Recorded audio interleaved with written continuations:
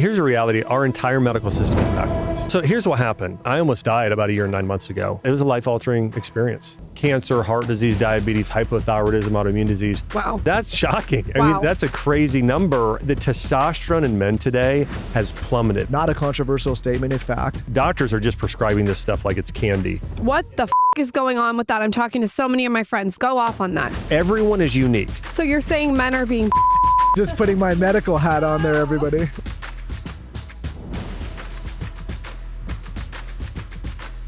We talked to you when? Right before the pandemic hit, January 2020. It's been a long time. Yeah. It's been almost 4 years, a little more, 4.5 almost. Yeah. Since the last time we talked to you, what is the most prominent thing that you're seeing with people's health since that time? Well, I'll tell you, when I first opened up my functional medicine practice in Nashville, the conditions that were really prominently growing were, cancer, heart disease, diabetes, hypothyroidism, autoimmune disease. The past 10 years, it's been mental health issues. I mean, loneliness, identity issues, depression, anxiety. I mean, those have continued to just, go through the roof.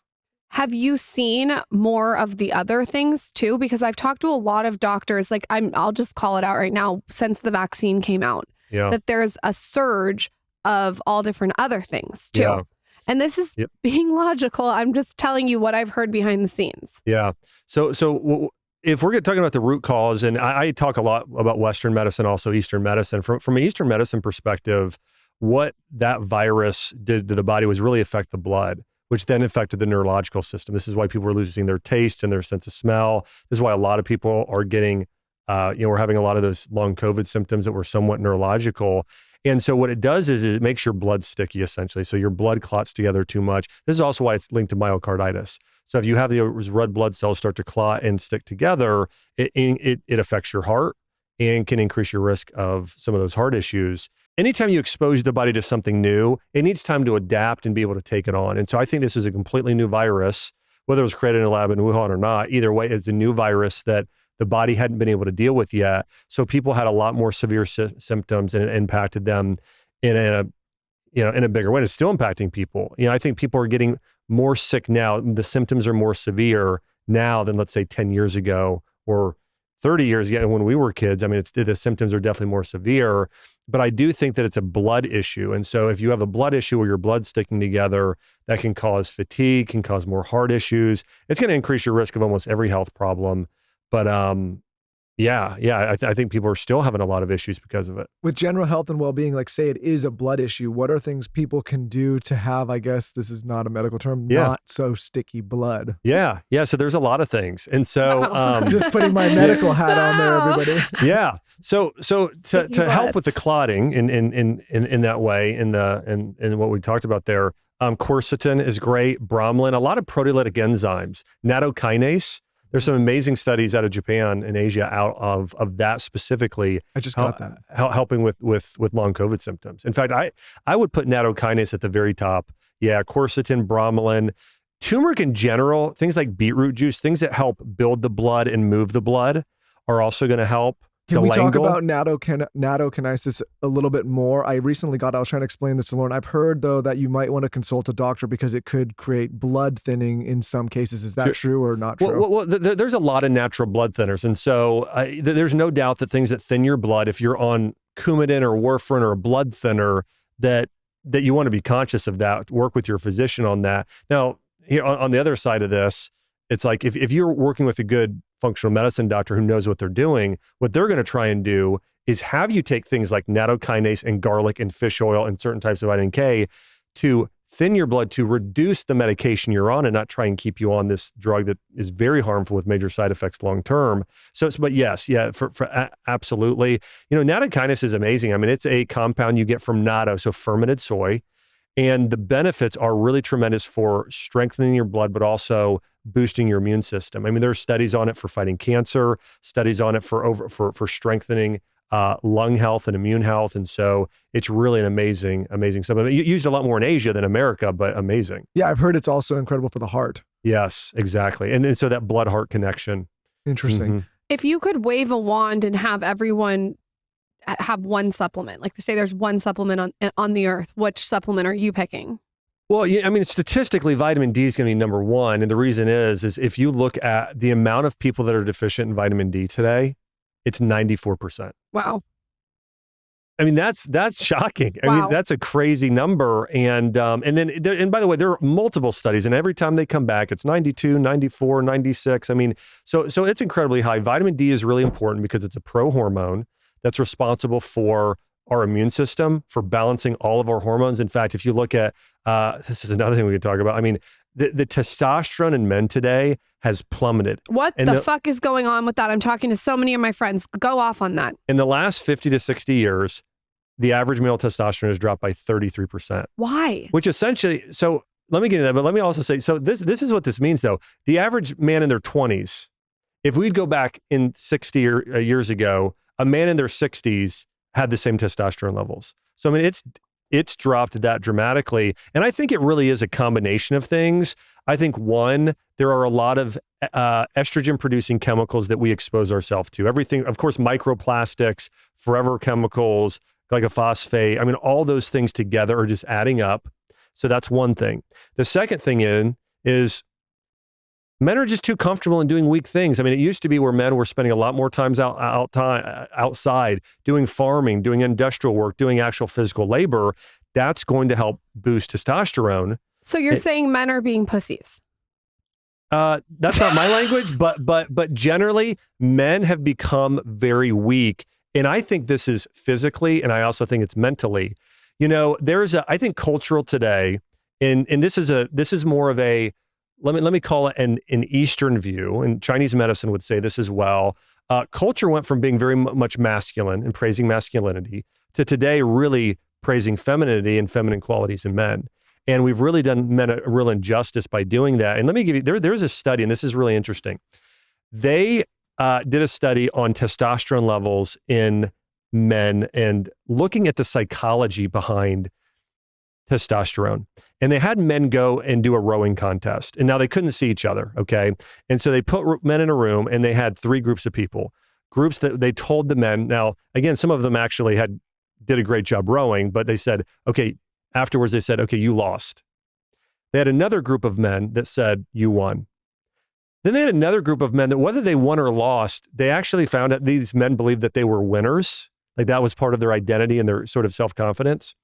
And they found that the men who believed that they lost had about a 5 to 7% lower testosterone rate. The men that won had about a 7%. And then the men that had believed just in terms of their winners, it's about a 15% increase.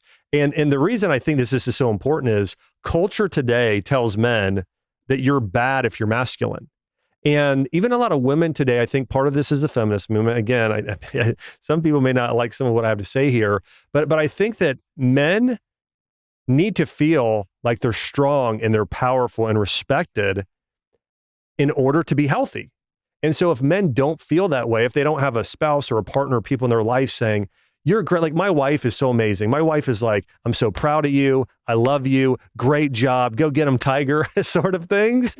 But there are a lot of women who are very destructive and critical and breaking down. Now there's another side of this too in Chinese medicine, and that for a woman to be expressing the proper amounts of progesterone and estrogen, they need to feel pursued, protected, provided for, and beautiful. And that actually helps balance those hormones out. But I think that that's a whole nother, anyway. So, I mean, these a lot of times we don't think about these mind-body connection issues, but they are a huge deal. And I think an even bigger deal today, because you add things one on top of another, like all three of those things, the chemicals, the poor diet, the not doing hard things, the psychology of it, I think they're all adding up. Why do you think it's so polarizing to say that men should be men and be strong? Like the fact that we have to sit on this podcast and put like a disclaimer and say, oh, this is going to hurt people's feelings. Who the fuck's putting a disclaimer on? No, I'm just saying like the fact that you even have to like worry and like it's like laser tag that you can't say because some of the men women should be strong. It's so fucking wild to me. It feels like I'm in the Twilight Zone. Because there's a large group of women that get offended with the idea that there could be a difference between men and women's energy, right? And men too, right? And those, I would say some of those people are the ones responsible for men being such bitches, right? Because the guy gets beat down, he doesn't want to hear about it anymore, and he goes, okay, whatever. Well, and then that's what man happens. has to take accountability too. Sure, but both. But here's the thing, like you can have equality, and you can sit in your masculine and feminine power and recognize that men are biologically different than women. Not a controversial statement, in fact. And people can sit in each of their feminine and masculine. I work with a ton of women, right? Yeah. There's no reason that I have to walk around the office and act feminine. I could still be a man and still work with women and still respect them, and vice versa. And I think that this idea that men have to kind of maybe not act as their masculine themselves, or women have to be more masculine themselves, or vice versa. That's strange. That's not how we've evolved. Well, you know, I think there are some people that maybe haven't quite thought of this. I was thinking about this the other day, but and again, I think this is this might sound somewhat spiritual, but I think it's a force of evil that culture in general, when you have an evil culture, they try and make men more like women and women more like men. They try and make people the same. And I think we were uniquely designed by God, and all of us are very unique individuals. And I think the reality is there's a lot of unhappy people today because they're trying to be something they're not. If you will be the happiest when you do what God designed you to do, when you're using your unique gifts and talents that no one else has in the world. And if you're a man, being a man, if a woman, being a woman, and if not, you're going to be unhappy and you're going to be miserable. If you're trying to, it's an example of this. If you have somebody who is, Shaquille O'Neal is built to play basketball. Michael Phelps, who I had the opportunity to, speak with some. I mean, he's built to swim. I mean, if you ever see his body, he is built to swim. And so if he would, and I think again, that brings happiness to people. So and I think it's just, and people will also become more physically unhealthy when they try and be something they're not. I had a friend call me the other day who got his testosterone levels checked, and they were dangerously low, right? Yeah. And I'm not a doctor. You gave great advice though. But I just want to share the advice and want to see if you agree with it. Let's see are you going to also... The first thing I told him is that he needed to, this is going to sound strange. I was like, you need to go through all of your cleaning supplies and get all the bullshit out. That's all this chemical and all the fragrance, all that. I need to get it out. I said, stop wearing deodorant, stop wearing cologne, all the stuff. Number one. I said, you need to get into the gym, and you need to be doing low repetition, heavy, massive weights with a trainer that pushes you past your comfort zone with somebody helping you spot and doing that low repetitions, heavy weights. So you need to get outside, take your shirt off, let the sun hit your body, run around. I thought you were going to say you got to get outside, whip your dick out and get it sucked. I did say that I thought that he could do some more zinc supplementation, some Fadoja and Tongat Ali for like at least 2 months on and off cycles. I said before, because the doctor was saying, hey, you need to get immediately on to TRT. And I said, you should do a lot of these things first. Also, I said, you got to get rid of like mint and peppermint and spearmint, all that. He likes mint teas and stuff like that. So you got to get rid of all that shit. And that's what, I mean, I don't know what else to do, but it's like kind of starting with that mixed with better sleep and all that. You hit on... Well, you hit on what 90% of doctors don't hit on. And so again, 90% of people get better advice from you than from getting advice from most doctors. And so I think that's, you hit on a lot of really good things. I mean, let me just mention this about TRT therapy. The fact that there are men today in their 20s and 30s, especially, getting TRT therapy, when you look at the studies, by the way, I've looked at not just one study, there are a lot of studies on this. And it's a contraceptive for men. I don't think people realize that. But if men take testosterone exogenously via an injection like that, this is why your testes shrink. You stop producing sperm and testosterone on your own in that area, and so your testosterone, your ability to have kids right then is going to go down to almost nothing. Now, some studies show after, let's say you're on it for 2 years. After about 2 years, then you might get back to close to where you were. But there's some studies showing that you're not going to get back to where you were. And if you take it too long, you'll never be able to, or for 10 years, you may never be able to have kids again. I mean, so can you imagine you're a 20-year-old, you go into your doctor and they say, take this testosterone. You don't think about it. You get to be 30 years old. You want to go and have kids and you can't. I actually can't imagine something similar, which we can also get into. That's what they do to women with birth control. Okay, let's talk about the birth control. There's a lot of parallels in what you just said. Before we jump to that, though, let him finish his thought. It's important to articulate this because a lot of young guys are not being told that. They're being told, hey, your testosterone's low. Yeah. Get on TRT, without the, oh, you might not be able to procreate later on if you do this. That's very dangerous. I am one of the converted that has completely changed my life, my home cleaning supplies. When Lauren first started talking about Branch Basics, I'm not going to lie, I was hesitant. I said, why do you need to change your cleaning supplies? What's the reason? Then we had Allison, the founder of Branch Basics, on this podcast. Just search that episode. Just search Allison, Branch Basics, Skinny Confidential, and you'll find it. And I was blown away. I also found out that there's all sorts of hormone disruptors in a lot of these cleaning supplies. I recently had a friend talk about all of these terrible results he got from a hormones test. And I said, listen, you need to change your cleaning supplies. And sure enough, he was using all sorts of chemicals and stuff. So for me, when you present a better alternative, it's kind of like a duh, why would you not try it? And that's definitely the case when it comes to better cleaning supplies in the house. And I would use no other brand other than Branch Basics. Their premium starter kit replaces all of your harmful cleaning products in the home, and Branch Basics now has a new luxurious gel hand soap made with only the safest ingredients to nourish your skin. For those of you that are worried about cost, Branch Basics is extremely cost effective and replaces so many cleaning supplies in the house, so you don't have to keep buying all sorts of nasty chemical products, and these products will be able to come in and just wipe out the majority of those in the household. So give it a try. I can't imagine living in a 2024 world where we know there's better alternatives, where we know we don't have to use harmful chemicals in the house. Give Branch Basics a try. Save 15% off your starter kit or their new hand soap when you use code SKINNY at www.branchbasics.com. Again, that's code SKINNY for 15% off when you purchase a starter kit or their new gel hand soap at branchbasics.com, promo code SKINNY. Quick break to talk about AG1. Lauren and I have talked about AG1 for years. AG1 is a foundational nutritional supplement that delivers daily nutrients and gut health support. It's backed by multiple research studies, and you can trust what you're putting in your body. Some of the things that I've noticed that have changed is that my energy levels are high. I have better gut health. The dark circles under my eyes have gone away, and I just feel much better hydrating in the morning instead of spiking myself with coffee first thing. They recently did a study, and 91% of participants noticed that they needed less coffee after 60 days of drinking AG1, and 97% of people in a research study felt more energy after 30 days of drinking AG1. I can definitely attest to the same thing, same feelings. And like I said, it's just changed my life in general. I've said for years, if I was only going to spend money on one supplement, it would be AG1. That's because it covers so many bases, from foundational health, adaptogens, prebiotic, probiotic, gut health, so many different things, energy, sustainability. It's just an all-around incredible product. We've had their COO, Kat, on this show. You should be sure to check that episode out. Just search Kat AG1 Skinny Confidential and you'll find it. If there's one product I trust to support my whole body health, it's AG1, and that's why I've partnered with them for so long. It's easy and satisfying to start your journey with AG1. Try AG1 and get a free 1-year supply of vitamin D3, K2, and 5 free AG1 travel packs with your first purchase at drinkag1.com/skinny. That's drinkag1.com/skinny.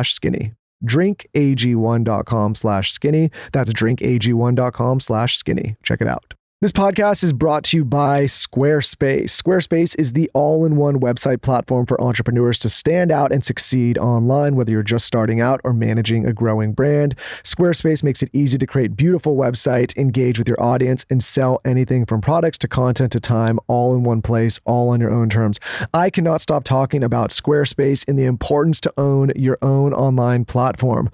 We are living in 2024. You can do so much by owning your own personal brand, your own e-com store, your own newsletter, so many things that Squarespace offers. And you can do this all cost effectively. When Lauren and I first started out in this space, it was so expensive and so time consuming to stand up a website or a blog or an e-com store. Now Squarespace makes it easy and cost effective for everyone. They have so many different features on their platform. They have custom merch platforms, online stores, asset libraries, video collections, extensions, email campaigns, flexible website templates, analytics, blogging tools, and so much more. And like I said, you can stand up your own brand, your own e-com store, your own platform, cost effectively and efficiently, all at Squarespace. I can't stress enough the importance of standing up your own platform online, whether it's a side hustle or something where you just want to get a little bit of extra notoriety or attention, or even just talk about your thoughts or ideas, or as a creative outlet. Just having something online that is yours and not reliant on third parties is so important. So if you've been thinking about building something of your own, check out squarespace.com for a free trial. And when you're ready to launch, go to www.squarespace.com/skinny to save 10% off your first purchase of a website or domain. Again, that's squarespace.com/skinny. It's dangerous. It's unethical. It's breaking the Hippocratic Oath of first do no harm. And so, and here's the other thing. why not just do what you just shared? So, and let me hit on my top ones, which is almost going to repeat a lot of exactly what you said, but it is getting rid of all the microplastics, the deodorants, the chemicals, all of that stuff that increases estrogen. It's getting outside with your shirt off for vitamin D. It's heavy weightlifting with large muscle groups. It's vitamin D and zinc are the two most important. The herbs are probably going to be fenugreek and ginseng. And it's, you know, and there are studies showing, I mean, vitamin D and zinc supplementation help dramatically. They show that men that go out and chop wood have higher testosterone, produce more testosterone than men that are playing sports like soccer and basketball and other things that help increase it somewhat. And I think there's something physical. I mean, listen, chopping wood is a full body exercise, but also I think there's something psychological there. Like I remember when my dad brought me out in the yard and taught me how to chop wood, which is appropriate because our last name is Axe. But he showed me how to do it. And I probably never felt more like a man when I was a kid than when I was chopping wood with my dad. If I woke up tomorrow morning and I opened the blinds like I do every morning and I looked down and you were chopping wood, I would be so turned on. With his shirt off, sweating. Honestly, I can't believe I've never had you do that. That is such a fantasy for me. If you were chopping wood outside, I would be like, oh my God, get up here. For the guys out there that are worried about their testosterone and, you know, your girl's not letting you, get out there, shoot some guns, chop some wood, ride a motorcycle, do the shit that you're not supposed to do. That's right. You know, do the stuff society tells you not. If I was in that situation right now, I would grow a long ass beard and mustache. I'd be out there slamming that wood, shooting guns, doing all the shit. You could chop some wood though. I'm fine with that. You can't, because listen, it is a health issue, right? It is, you don't want to get in a position where you have this at a young age because it's going to only get worse. It's a big marker of longevity and mortality. So if a man has low testosterone, it takes years off his life versus if it stays high longer, it adds years to your life. So it goes beyond vanity or even having kids. It goes to just, your general health. So let's talk also about the reverse, which is birth control with women, because that's been a topic that's come up on this show a lot. And again, I think it's a sensitive issue because it taps into reproductive rights. But just let's focus in on specifically what you've seen the medicine do to people and maybe some of the things they should be aware of if they're deciding to use a birth control. Well, what I'm going to share is probably going to surprise some people, but this is all based on clinical literature. One of the studies was a very large-scale study from the British Medical Journal. But to starters, the biggest thing I think that upsets me is that doctors are just prescribing this stuff like it's candy. And, you know, there's a lot of young girls going in high school, and whether they're need a contraceptive or not, they are deciding to get on it for acne or just so they don't get their period for comfort. So doctors are saying, well, just get on it because, you know, just to be more comfortable in life. And so I think just the way it's prescribed today is unethical. But also, people think when they read the label of a medication and they see the side effects, those are the only potential side effects. The reality is no medication puts on their label the nutritional deficiencies that the medications cause. So birth control pills, and this has been scientifically proven with multiple studies, deplete your body of vitamin B2, B6, folate, B12, zinc, magnesium, selenium, vitamin C, probiotics. Wow. All of those. And there was a study done in the British Medical Journal that found that if you take birth control for 10 years or just long term, it increases your risk of hypothyroidism by 283.7%. And guess what I have? And guess when I got prescribed birth control? Yep. 16 years old. Do you know how many women? So my biggest entire surprise of all of when I first opened up practice, I'm my late 20, mid and late 20s, I think 26, started seeing patients for the first time. And I could not believe how many women were coming in with hypothyroidism. I mean, it was like every woman in their 30s and 40s had hypothyroidism. And now you look at the studies, it's like, again, women get put on birth control when they're 16, 17, 18, early 20s, and then start trying to have kids 5-10 years later. And so it's I think there's a really a direct cause to, and now I think there's a slight elevation in infertility, but the bigger issue is, hypothyroidism. Can I ask you a question on hypothyroidism? Yeah. Take birth control out of it. When would you typically see hypothyroidism show itself in a patient that's not on birth control? Like, why does that end up happening to someone? Yeah. So without birth control? Like it just like, and at what age does it typically present? Yeah. So let me hit on the Eastern and then the Western perspective. Okay. So one, it should never happen. But two, hypothyroidism in Chinese medicine is known as a qi and yang deficiency. Now, what qi is, if we now translate that into Western medicine, is basically your adrenal energy, your body's battery. So if your body starts producing, if your body gets in a high stress state and produces too much cortisol and stress hormones, over time, imagine your body like a battery on your phone. It starts to get lower and lower and lower. When that battery gets too low, that's part of what supplies energy to everything else in your body. So if that battery gets too low, your body is smart. It says to itself, I don't have enough supply here to create a new human being. And so that's one of the biggest limiting factors. And so qi in Chinese medicine is really connected to those adrenals and also your cellular energy, your body's ability to create ATP.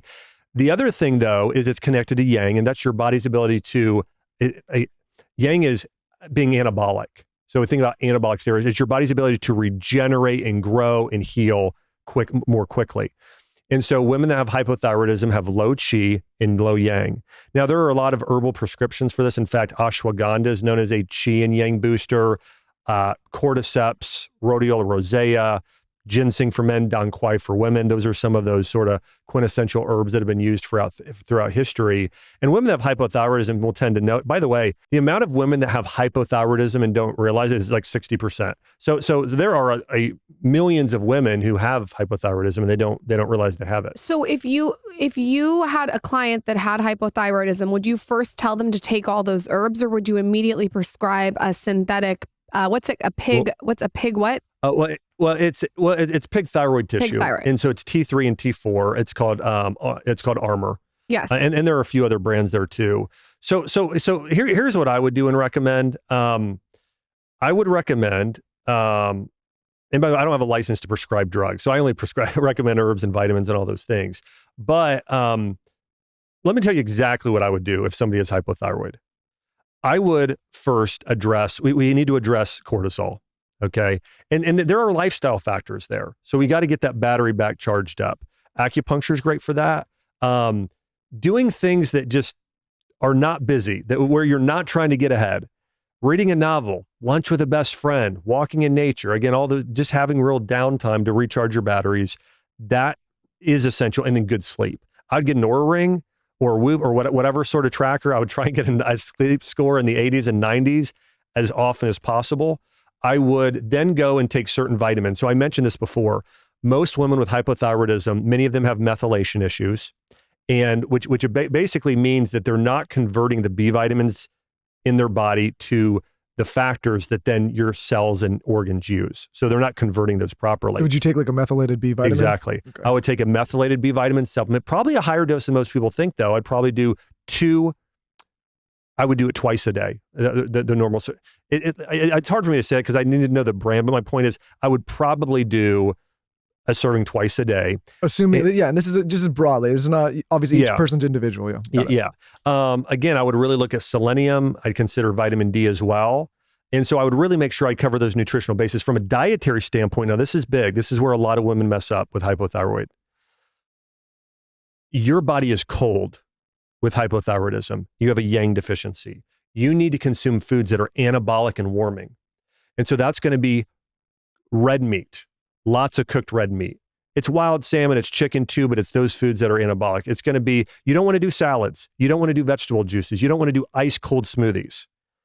You want to do things that are warming, soups and stews and those sort of foods. You want to be doing sweet potato and rice as those sort of carbohydrates. You want to be doing fenugreek and cinnamon. Is cold plunge bad? If I have a patient with hypothyroidism, I recommend they do.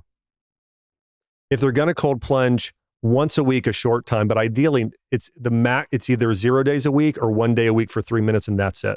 I would much prefer them do infrared sauna and a lot of infrared sauna because we want to, think about this. The body temperature's in, let's call it 97 something. When the body temperature's low, that's the biggest sign, one of the biggest signs of hypothyroidism. We really need to warm the body internally. And so those infrared light panels are great because it starts to drive heat deeper into your tissues. And that's more of what you want to try and do for that. And it's funny doing this podcast and speaking on this subject before, like there have been many women that have written in with this issue and we know some as well. I'm not trying to put a blanket statement on everyone, but I think there's maybe a light bulb moment here where a lot of the people that we've talked to have a diet that you described, which is a lot of cold foods, a lot of salads, a lot of smoothies, a lot of very little red meat. And when we moved to Texas, Lauren kind of, that's how you used to eat in LA. Now you switch, you're eating a bunch of red meat. And I think like a lot of the issue is resolved, but you've switched up a lot of the diet that you I used eat so much red meat. But it's interesting that you mentioned that because I've never heard anyone say that. I eat red meat every single day. Perfect. I mean, I'm a big believer in a personalized diet. Everyone is unique. I mean, some people can do what you know, here's what happens with most physicians. They adopt and they're like, you know, you have a physician and they're like, everyone should do paleo or everyone should do keto or everyone should be vegan. And when you go back and study these ancient forms of medicine, no, everything is personalized. Nobody should be eating the exact same diet hardly. Now, maybe people with hypothyroidism, most of them, there's a lot of overlapping foods, but people need to eat foods that are right for them. Like I learned this in practice. If I had somebody come in with inflammatory bowel disease like IBS with diarrhea, if I would have them eat raw vegetables, it would wreck their system.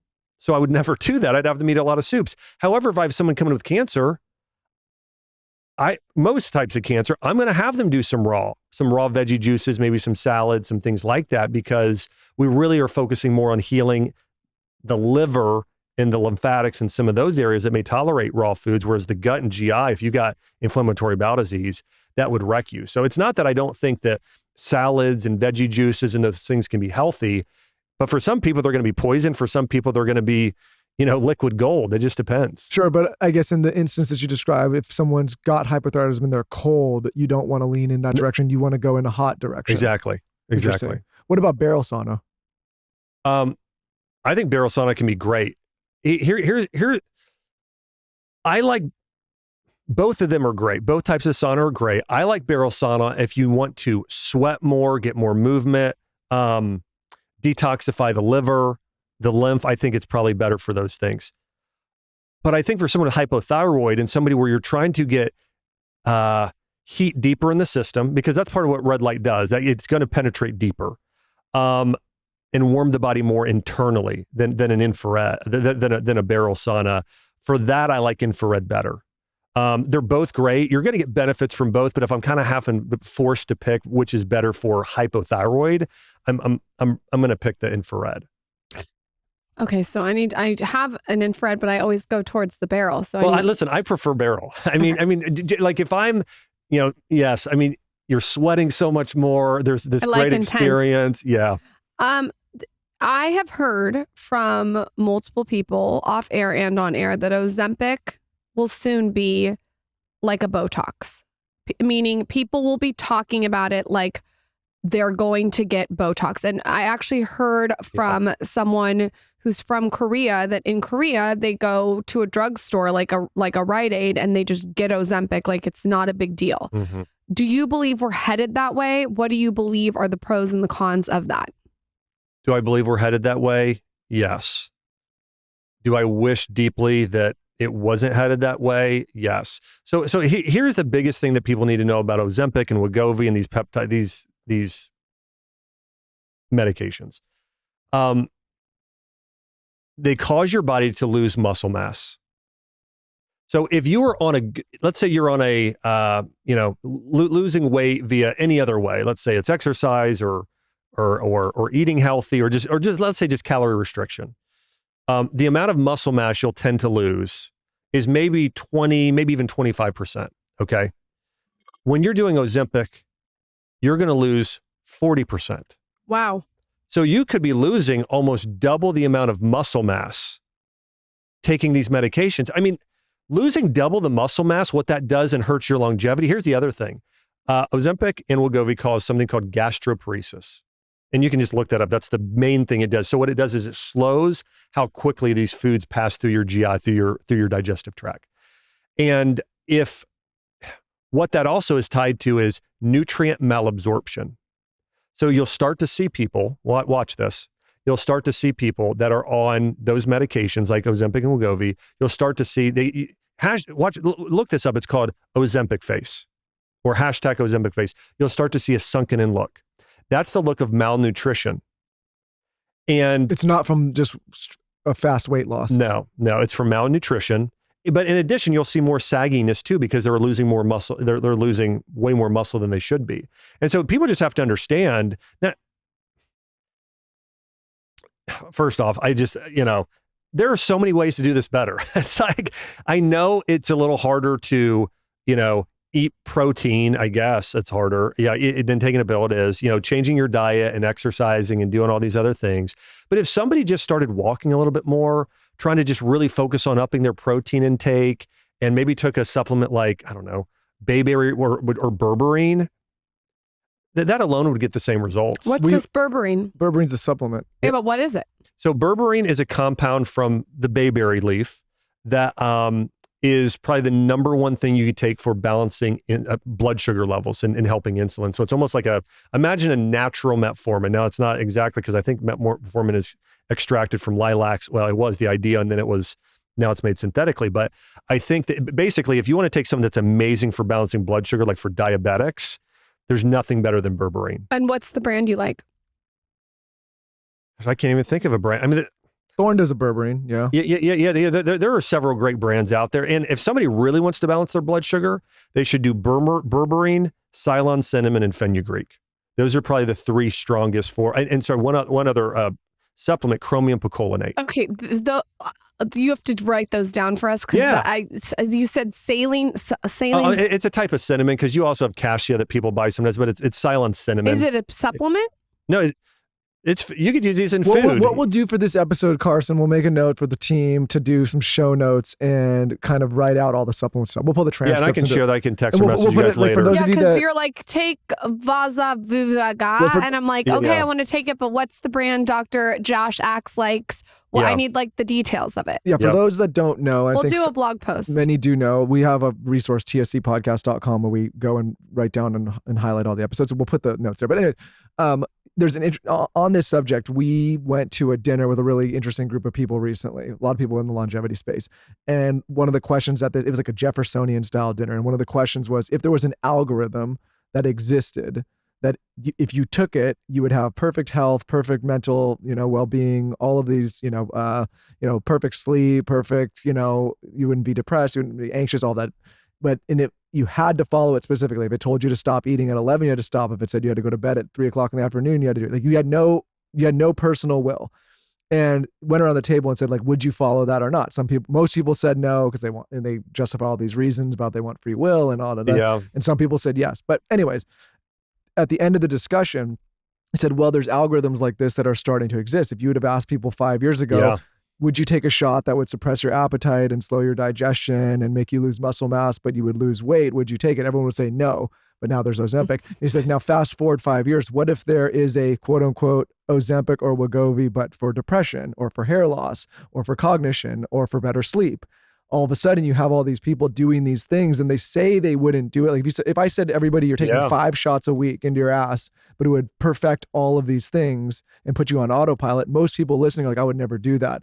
But as soon as these things become available, humans don't have the willpower to say, you know what, I might do it the harder way that Dr. Josh Axe says, and I might take the protein, and I might do the weight or the weight management through weightlifting, and I might get better sleep. It's like, nope, I'll take the thing. But most people say they would never take the thing until it presents itself. Yeah, well, here's why.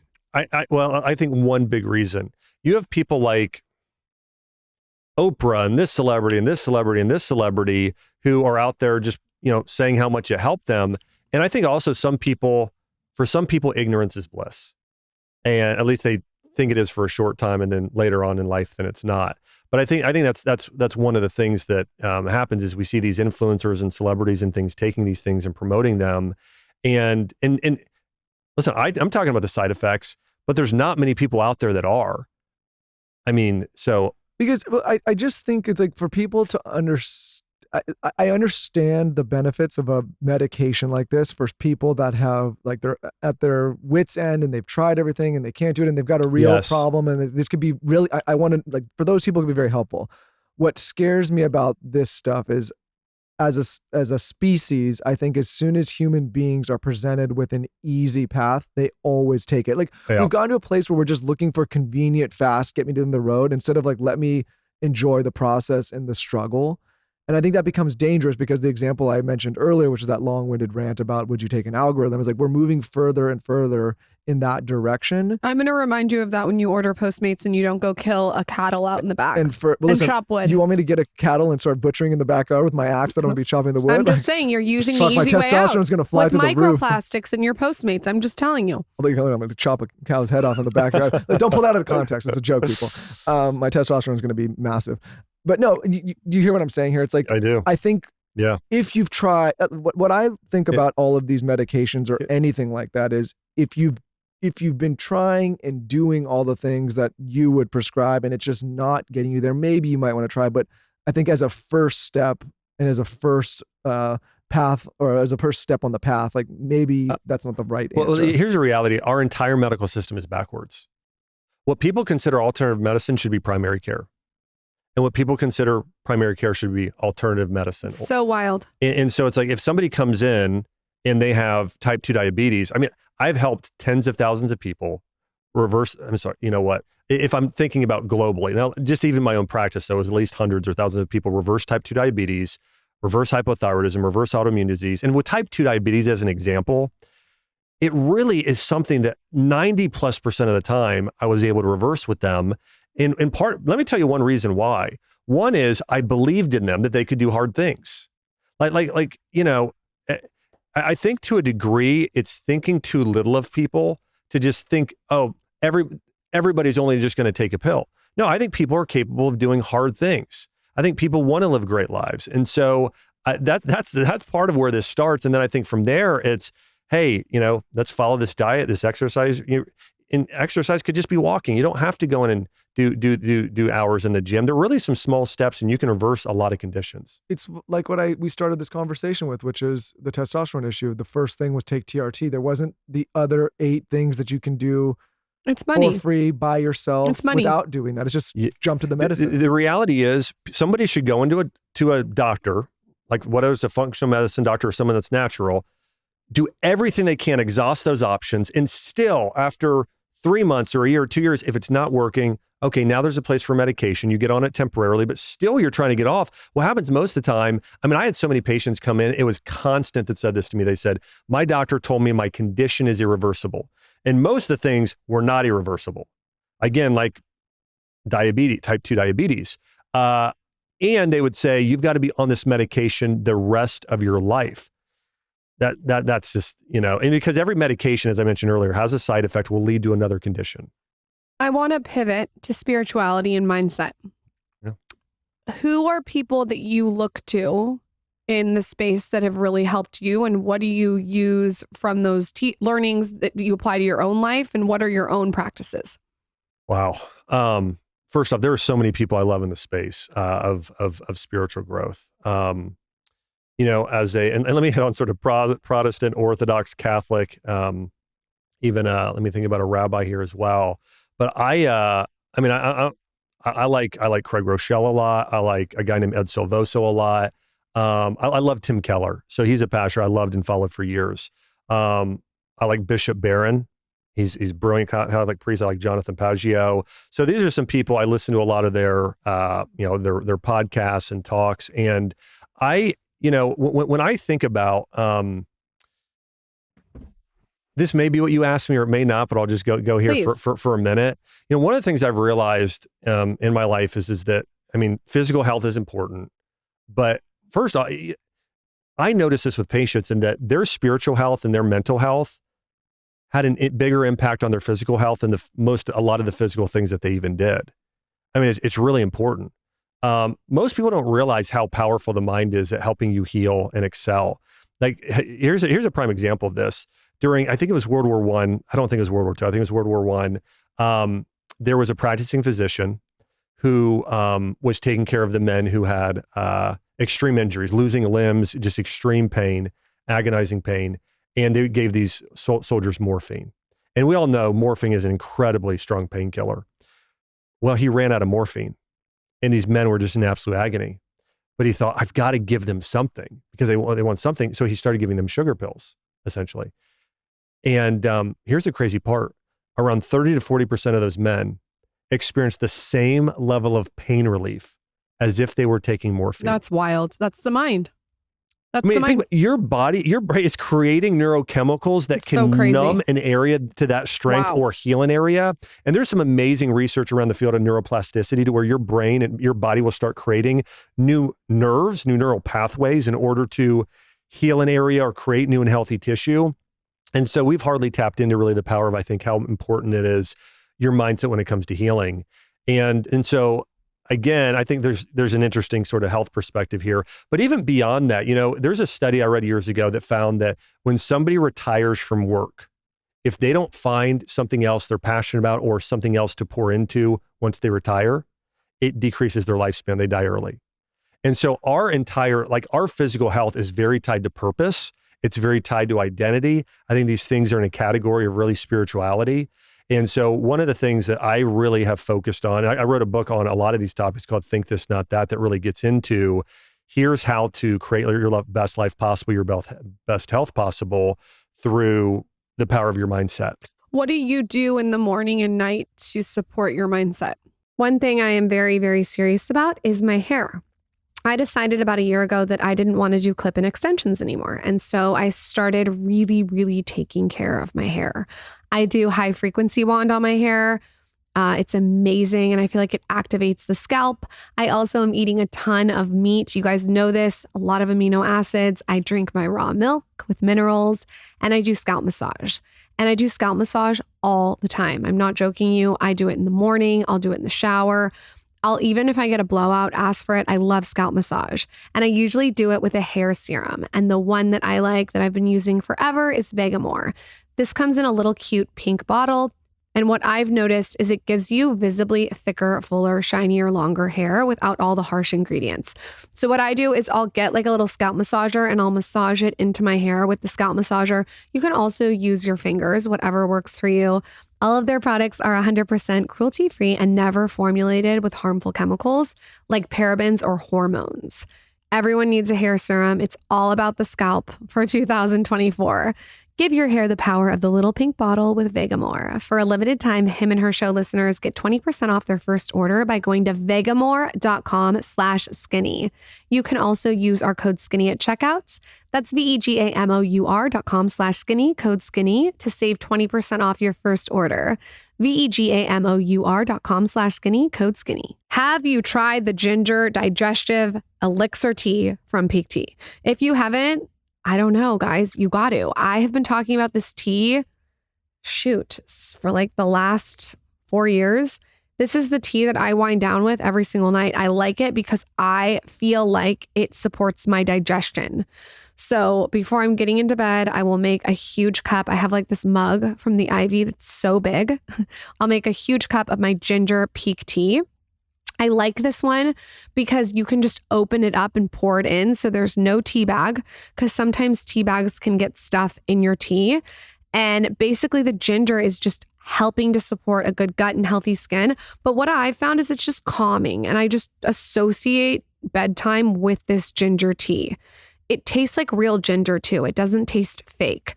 Peak Tea has amazing products on their site. Everything is like designed the best of the best. They have a Sun Goddess matcha that's like the best matcha ever. It's full of vitamin C, it's rich in chlorophyll, and it's really clean. Go on their site, but do not sleep on that ginger tea. I really love it every single night. I cannot tell you enough good things about it. I carry it in my purse. Head over to peaklife.com/skinny. That's PIQUELIFE.com/SKINNY. You get up to 15% and a free cup and frother. I love their frother. It's white. Plus free shipping for life when you start on any of my Peak Tea favorites. Peaklife.com/skinny. One thing I do with my kids is I have an herb garden and we grow mint. And I use the mint for iced tea. I'll like even do it after the sauna in my water. It's delicious. But I don't want toxic products on my mint. So enter Sunday. I was trying to find a product for my garden and my herb garden and my yard that was non-toxic. And it was really hard. And finally, I found Sunday. I learned that the American yard has some of the highest concentrates of pesticides, okay? Gross. My dogs are in the yard. My kids and I are grounding outside. We love the yard. There's 5 times more pesticides used per acre on lawns compared to industrial farms. This is so wild that there's this many toxic chemicals in our own backyard. So I took this into my own hands. I went on Sunday and I got all the different things. And then I went and like had this long conversation with our landscaper and our gardener. And I was like, I really want to try to do this. And it was not intimidating at all. It was so easy. And what I found is that Sunday uses some really great ingredients. They use soy protein, beet juice extract, seaweed, and molasses. They're super transparent and everything is bio-based formulas. Sunday believes in better ingredients, better results, and better backyards for people, pets, and the planet. Sunday is available at Target, Walmart, and Lowe's stores nationwide. Use code SKINNY20 for 20% off your custom lawn plan on getsunday.com. Let me say one thing and then I'll answer Please. that. I think for most people, there's this term in Latin that I think is really powerful. It's called sonum bonum, and it's the greatest good.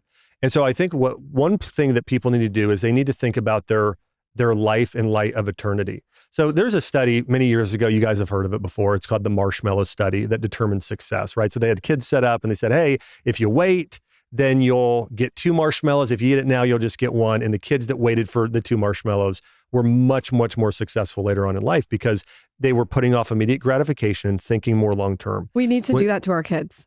Yeah. Sounds, I don't They might eat those marshmallows. And you guys are true in this because I've talked to you enough and aware enough of your business is that you guys are more long-term thinkers. You've got a roadmap of saying we want to do this in 1 year, this in 5 years, this in the long term. And, but what's the longest of long-term? Well, it's your entire life at the end, and it's also eternity. There's this quote by C.S. Lewis where he essentially says, I'll sum him up, and he says, the people that do the most in this life are the people that think most about the next life. The Mother Teresa's, the Martin Luther King Jr.'s, the St. Francis of Assisi's, the St. Augustine's, those people. And so all that being said, I think that's one place that would start. Like for myself, I really believe that my purpose, there's 3 main things I really try and focus on. I could even say 4. One is love God, have a deep connection to God. Number 2, love other people. That means willing the good of the other. I'm going to sacrifice myself in order to benefit others, even if it means I don't feel like I'm going to win in the short term. I'm called to make this planet a paradise, take the original calling of taking the Garden of Eden and making the entire earth a garden. And I am blessed to be able to practice that with some regenerative agriculture stuff I'm able to do. But there's a lot of ways people could do that. And the other thing is it's mentor others, really help mentor others to their best life possible. So those are the things I really focus on. And so in terms of my spiritual practice, I'm not trying to store for myself just treasures here. It's really more focused on eternity. And I think the big focus is on not just what I accomplish here, but who I become. And so I really focus on trying to grow in my character and taking what my unique talents are and multiplying those. There's a parable in the Bible, and God is known as the master in this parable. And then he says he gives one person 1 talent, 1 2, and 1 5. And talents are money in that exact context, but also we could see it as our own gifts. So your guys' ability to communicate and educate and lead. And so what it says there is that the person with the 1 talent buried it, just wasted their talents. And then God says, you evil and wicked servant. And there's punishment for that. The person with 2, they went and doubled it. They grew. They got better and better at that thing. God says, well done, good and faithful servant. And the person with 5, he doubled it and he gave him even more. My point there is like, I'm very focused on those things I shared, along with saying, I want to maximize my character, becoming more like Jesus, Mother Teresa, MLK, these people, and taking my unique talent to the absolute max. Think about Michelangelo. He took his talent to the highest level possible where people are still in awe of the work he did today. So when I wake up in the morning, I spend time, in gratitude. I try and go for a walk outside. I just wake up, pretty much go on a walk. And it's typically pretty short, 5-10 minutes, and just say everything I'm grateful for and really just adore and glorify God. I get back inside and I'll read my Bible and typically have some sort of breakfast. Could be a superfood smoothie, could be eggs and sourdough, could be, sweet potatoes and beef sausage, something, while I read my Bible or a book about the book. And then I will maybe spend some time in either prayer or meditation for a few minutes. And that's a big part of my practice. But also I'm really connected to like a growth group, sort of iron sharpens iron. It's like if you want to grow in anything, Dave Ramsey did this. I interviewed him recently and he had a great study. He told me they did this study at his organization and they found that the biggest determining factor in somebody being wealthy was the people that other people spent time with. And so somebody's net worth on average is the average of the 10 people they spend the most time with.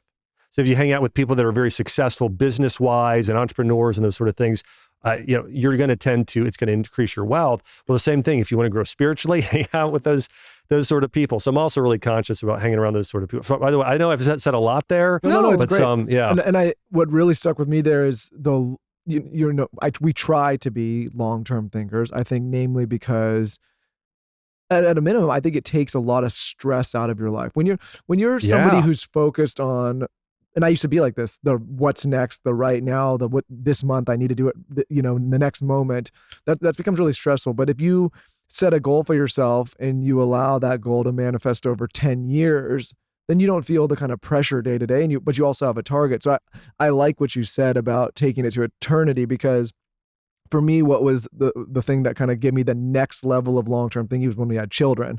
It's like, okay, now I'm no longer such a game changer. You know what I mean? It's like I'm no longer just doing this for myself and Lauren. It's like now I got to think about their well-being throughout their entire lives. But if you take it an even step further and you think about eternity and their children's children and so on, then you're going to make decisions, I think, that are going to have greater impact. It's I think for me, having kids, it brought me closer to God from this standpoint. Is that the way that society works today, where you have a husband and wife and kids, there is a awareness of, like, for instance, you guys are the same in this, but it's like, I'd take a bullet for my kids. I would die for my kids. I would do anything for my kids. And God feels even stronger about us. And so I think when we know that, when somebody's building their identity, here's actually how identity works. You have a foundational piece, and it's actually not even your own identity at the base. It's what you believe about God. A.W. Tozer said, what you believe about God is the most important thing about you. And then the next thing is your own identity in connection to others. Because, like, for instance, when I became a dad, well, that's connected to other people. That radically changed my roles, my responsibilities. And then your identity is what feeds your purpose. And then your purpose feeds, your actions and so on and so forth. But I think that,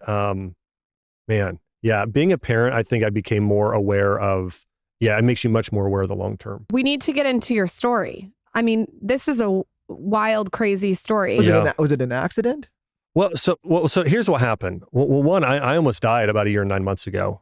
And when I say, people might say, but no, I was very, very close to death and almost being very close to being permanently disabled. And so what happened was I had injured my back weightlifting, and I tried all kinds of things. It got somewhat better, but not all the way. I just had this, I went and I was lifting and I bulged 2 discs in my back. Squatting or something? Back squatting? Well, I was more CrossFit and then doing heavy rows, actually, really heavy with a cable.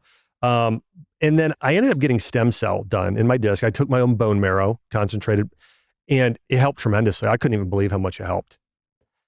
And then I thought, well, I'm going to get it done again. These years later, got it done again. And this was about 1 year and about 1 year and 9 months ago. And then something just didn't feel right after. And I kept feeling worse and worse and worse. Finally, I had to wear a back brace.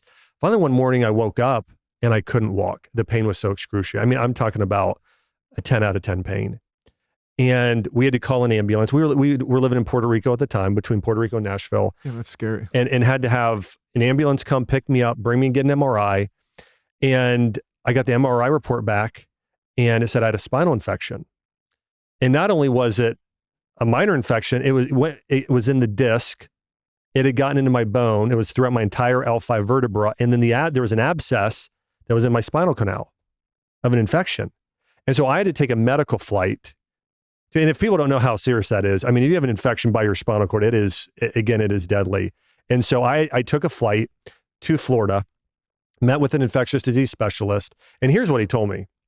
He said, Josh, here's your prognosis.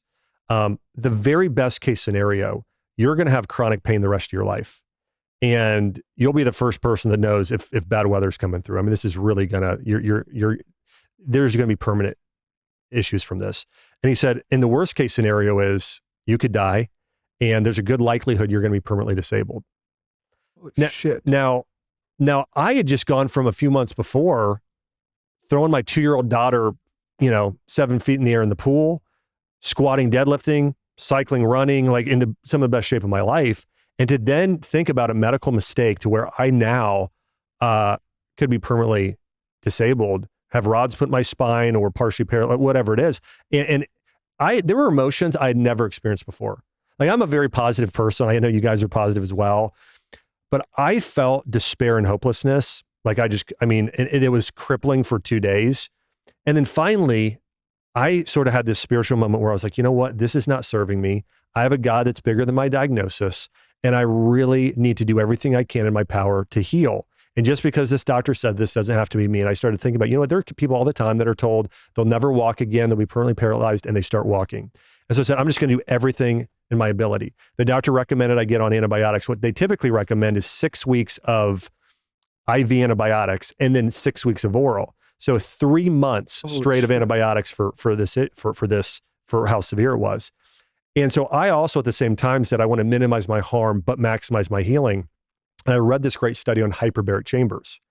And if you get in a hyperbaric chamber, there was a study done on people with a spinal infection, and it decreased their time to having to only do it for 4 weeks. So I did and I hadn't taken a medication, maybe once when I had a procedure, but I hadn't taken a medication since high school. And then I was 40. So I got on the antibiotic IV, okay, because I'm not stupid. Again, there's a place for medicine, of course. So I got on that, but then I got in a hyperbaric chamber for 5 days a week for 40 days. And it was a hard chamber, a really strong one, 2 hours. So 2 hours a day. I got IVs for a couple hours a day of methylene blue and colloidal, or it's the Jensen silver and some nutrients. I only ate meat and vegetables pretty much and berries, and did everything I could. Prayer, visualizing. I read this great, it wasn't a study, but it was a researcher, and he said, you can maximize the placebo effect. They said, you want to visualize exactly what you want. So the healing of your thyroid or the healing of your spinal infection, and then what you're going to be doing after. So I pictured myself throwing my 2-year-old in the air. I pictured myself back fully working out. And then he said, you want to tie emotions to it and feel the future emotion right now.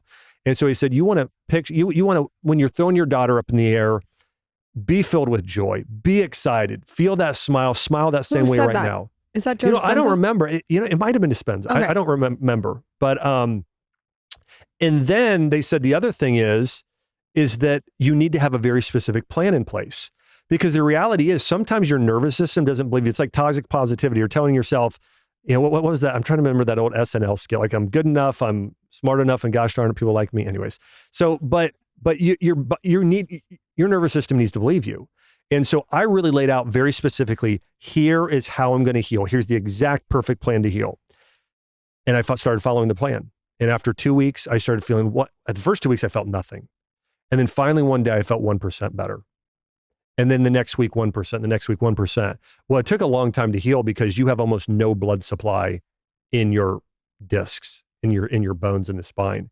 And so I didn't walk for 10 months. Wow. And my God. So this time last year that we're talking right now, I was just getting on a walker. So is your wife helping you through all this? Yeah. So I had my father-in-law was the most amazing servant man ever who really just took care of me. I mean, and I couldn't sit in a wheelchair because the pain was as bad sitting. So the only thing I could do was lay in bed. And then after a couple months, I was able to finally start crawling and getting into a pool. We had a pool. So I started crawling out there and getting in there. But it was, yeah. Holy shit. That is so scary. When you look back on that, what do you just feel gratitude now? Do you feel like what do you feel like you learned from this experience? Because this is a big experience. Well, one, I know God uses all things for good. And so I think if you allow God to work through you and you have that sort of mindset and mentality, I think he will use it for good. And I was aware of this because my mom, when I was a kid, what allowed me or wanted me, the reason why I wanted to become a doctor in the first place was my mom got breast cancer, and when she was 40, and I remember the conventional medical treatments. I still remember the day my mom taking a comb through her hair and all her hair coming out in chunks. I remember going in another room, and I remember just sobbing, and I remember thinking a few things at the time. God, why? Did my mom have cancer? I remember thinking, I want to help people like my mom, so I want to be a doctor in the future. I remember thinking there's got to be a better way to help someone get healthy. But then to see my mom finally, the second time, and she was diagnosed as cancer-free. The second time she got cancer again, I helped her heal all naturally. But now to look like my mom is so grateful. Like my mom helps other women with breast cancer create like green smoothies and juice vegetables. Like she helps them now. And if you would ask her, she'd say, I'm glad I got that because I am now like, I've learned to number my days. I'm so grateful for life. And so I think it's a very similar thing that I am more grateful now. I've been able to prioritize better, realizing that my faith and my family, spending time like now, I mean, I'm just cherishing every moment with my 4-year-old and 5-month-old. And so, yes, I'm absolutely so grateful. I'm closer to God. I prayed through this as well. I said, God, I had this limiting belief when I was going through this, and here's what it was. I thought, well, I can heal, but I can probably only get it back about 70-80% of where I am. Mm. And I really felt like in talking to God, it was, no, I'm going to get back to 100%. Yeah.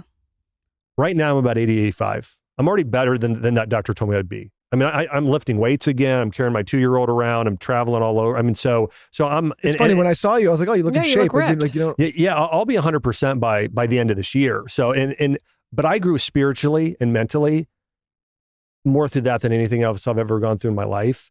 And so, yes, I can look back with that opportunity and be really grateful.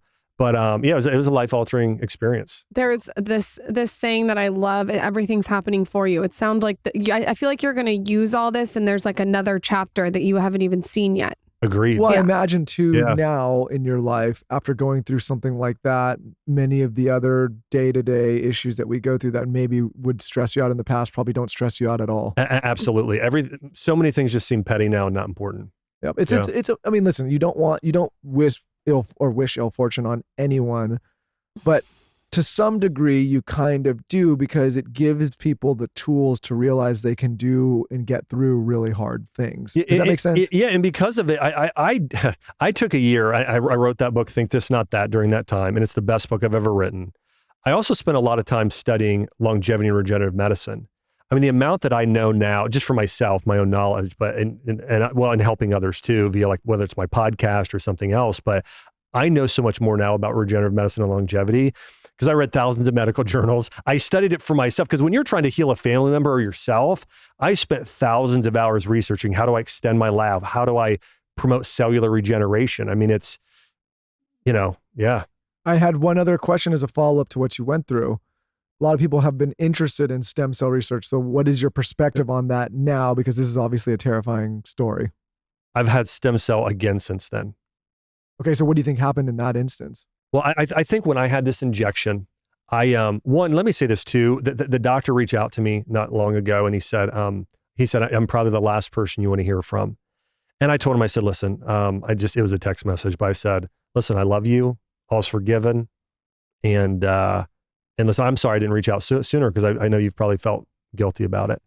And so for me, my mentality is just, forgive, move on, bless. But I think that there was, listen, they cleaned me off well. I think it was, when I read online, it was like a 1 in a million chance. I mean, it can happen even when somebody totally cleans a needle. If they get a knee replacement or shoulder or has this, it can just happen. And so the needle wasn't fully cleaned. Is that, no, I think it was clean. It's hard to know how the bacteria got in the disc. I mean, we just don't know. This is like a weird question, but like, could like the person who given you the needle like have just gone to the bathroom or like, does that like is it airborne? They were there with me and he had not. I mean, they had scrubbed me down 4 times. Now let me say again, I've had it done since then, and it really helped my healing. I mean, there's a doctor I love. His name is Dr. Rafael Gonzalez. He has a clinic I think it's the best in the world, called ReHealth, where they do stem cell and exosome and NK cells. And I've referred some other people, and it's just been miraculous for them for issues. But yeah, I went and had stem cell again. And now this time it was from an umbilical cord, and they were cultured. And so I think these stem cells are even stronger. But no, I mean, listen, I think one of just those 1 in a million chances. Oh my God.